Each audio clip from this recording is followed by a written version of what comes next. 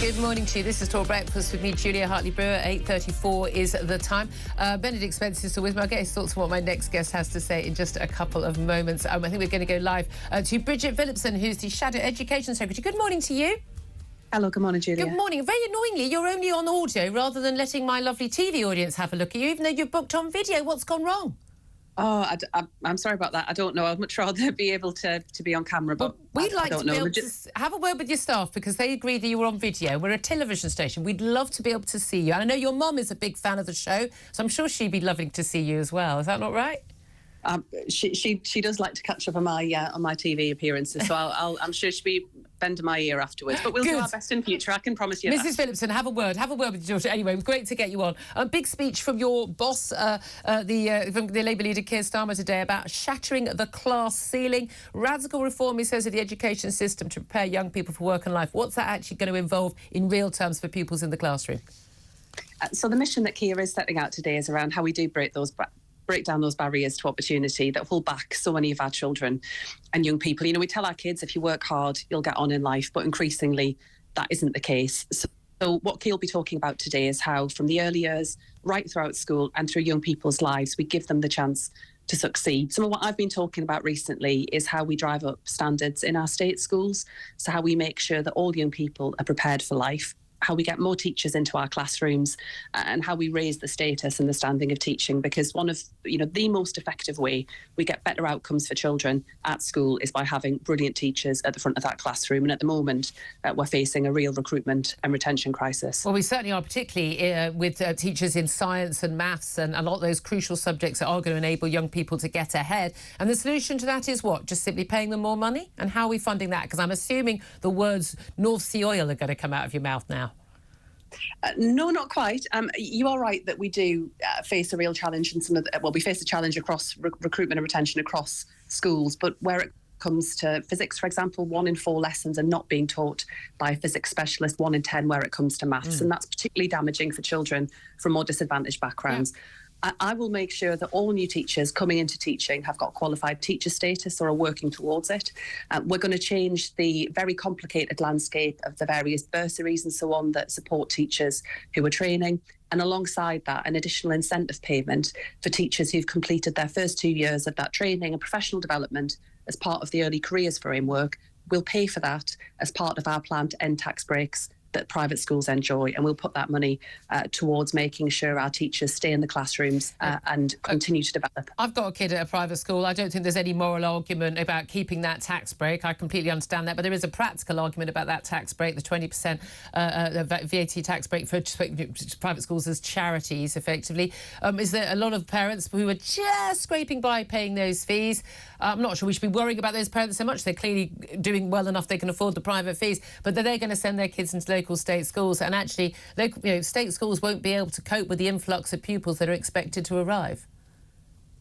Well, if you look at the evidence from the Institute for Fiscal Studies, they're clear they don't anticipate a change in demand of that kind. You know, fees have gone up in private schools way beyond inflation over the course of the last decade. Well, you obviously said you've got some personal experience in this. So, and, I think private schools could seek to cut some costs and make efficiencies like we've been asking everybody to do. But alongside that, I think it is a straightforward way that we could raise well in excess of £1 billion that we could put into making sure we're giving our children in state schools, where the vast majority of children are, a great start in life, and that we're keeping more teachers in the classroom. Oh, absolutely. Okay, one of the key things that he's talked about is an article that Keir Starmer's written in the Times today, is about teaching children how to speak properly, not receive pronunciation, talking like this, but just simply ability to put a coherent sentence together, to have the confidence to speak, and how your oral skills are as important as your numeracy and your literacy. I have to say, I couldn't agree with this more in terms of what I see from what I was taught and what I see my daughter taught in her private school. Ability to do a presentation, expectations of how you speak to adults and the like.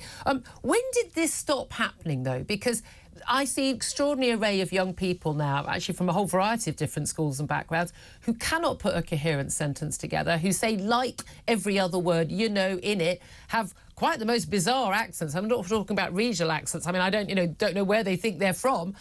Southside LA often, it seems to be the case. I mean, when did this become a problem, and how do you actually solve this problem? So what Keir is talking about today is how we do give all children that kind of confidence that you're describing so that they can communicate effectively, that they know how to interact with others.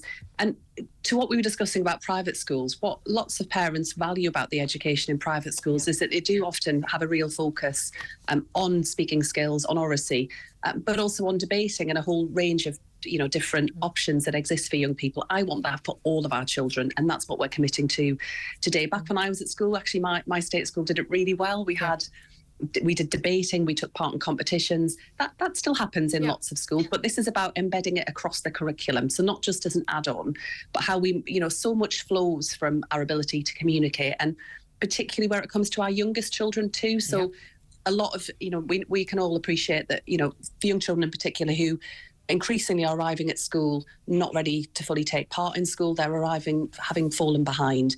What Keir will be setting out today is additional plans to make sure that we're giving every child the chance from those early years to communicate effectively, but then also right throughout school life too, because it opens up, it unlocks so much. And employers will say, as you've just described, that sometimes young people aren't fully ready for what comes next. Yeah, I feel the need to mention at this point, and I would to any Tory MP as well who've done this, but, we've seen how badly things have gone for children in recent, slow decline in terms of what they're learning in the classroom. It's been absolutely exacerbated by what happened in the pandemic and the decision to close schools.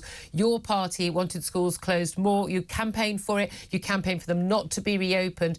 You've got to take some of the blame. Good God, I blame Boris Johnson and the decisions he take, but you guys have got to take some of the blame that you made it worse for children, and children from the poorest homes suffered the most, and your party supported those policies. Do you not admit that decision was wrong? We've had this conversation a couple of times. I know, and we're never going to stop having it until every single one of those children isn't suffering. Yeah, sorry.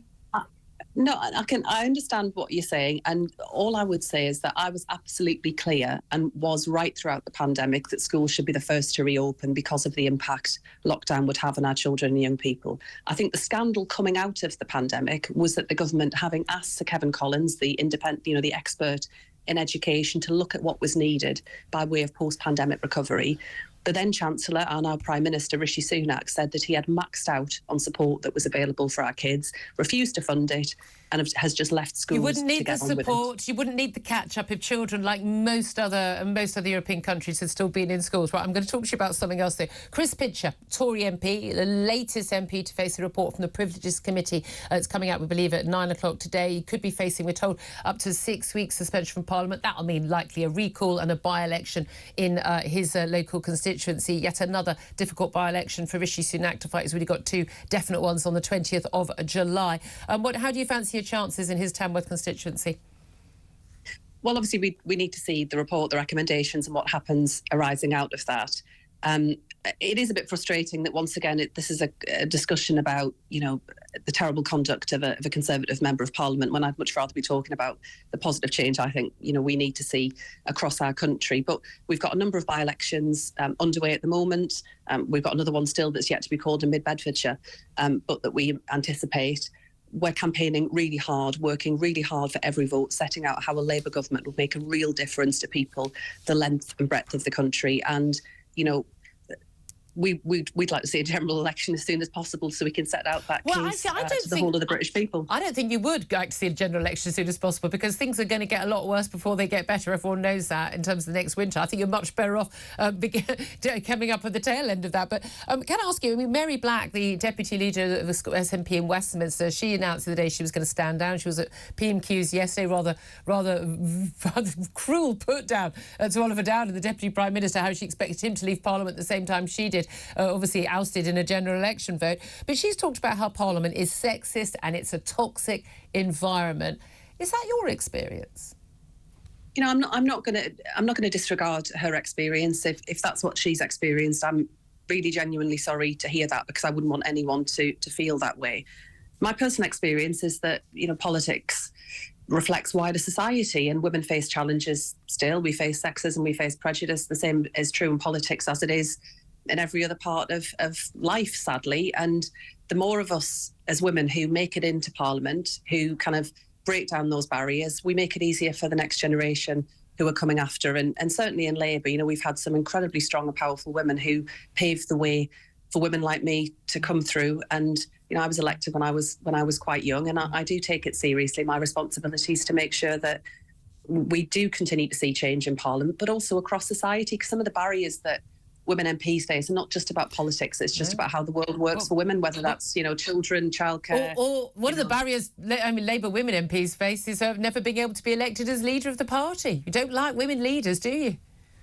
Well, we've got a shadow cabinet full of strong women who are making a difference. And that's, Keir Starmer has put us there because he wants to see a really balanced team of people making the case for a Labour government. We'll see that. Thank you very much. Great to talk to you. I hope we'll see you on video next. I'm Bridget Phillipson, the Shadow Education Secretary. Thank you for that.